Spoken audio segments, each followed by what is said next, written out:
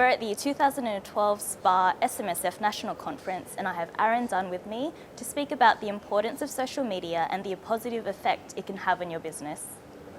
Thanks for joining us, Aaron. Thank you. Can you tell us why it's so important to harness social media? I think the way in which we live nowadays has changed so much. So we've got this now reliance on the use of social media. We interact with our friends on there, and the way we deliver content. Things like YouTube and Google and Facebook have really redefined in terms of how we communicate, and whether that's web-based or mobile technology, we need to now think about how we can include that not only in our lives but into our businesses to actually speak with our customers or our clients as well.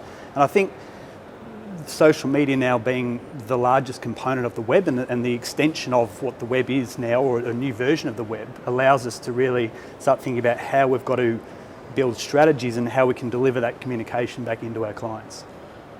And has the SMSF industry made social media a priority?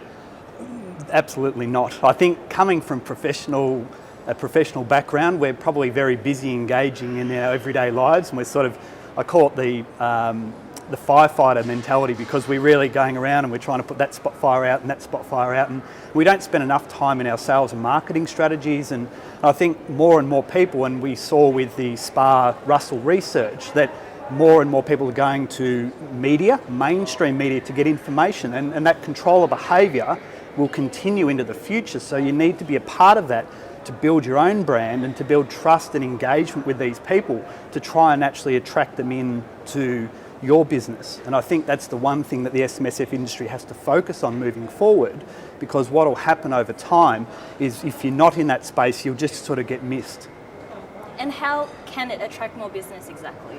I think it'll evolve over time, but there's a real education need to start with. I think there's still a significant gap in understanding why you might have an SMSF, what type of trustee structure, and then starting to understand the benefits of whether it's simply contribution caps, salary sacrificing, moving into retirement.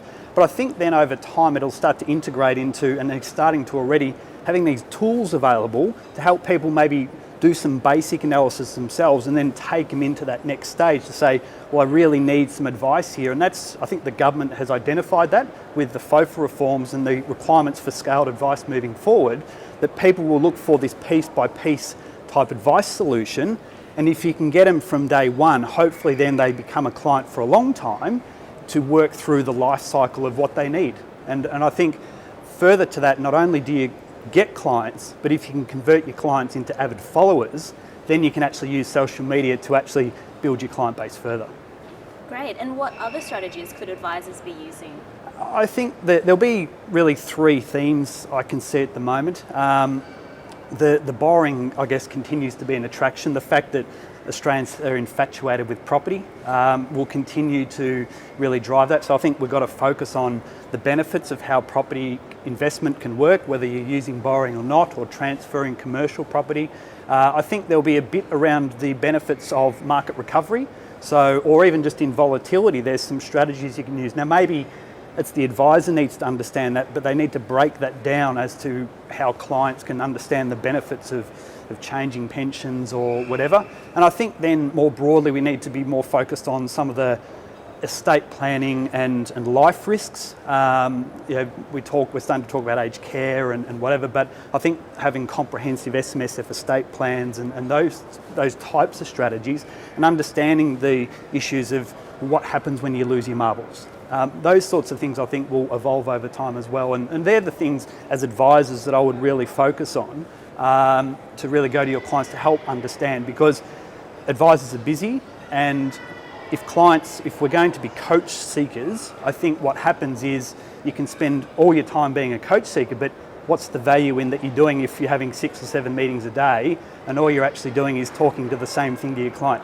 If you've set up a YouTube channel, for example, and you've got 5, 6 or 7 videos that can actually explain these life cycle events, all of a sudden you can maximise your time and you're actually adding value in the advice piece that you're providing to your clients.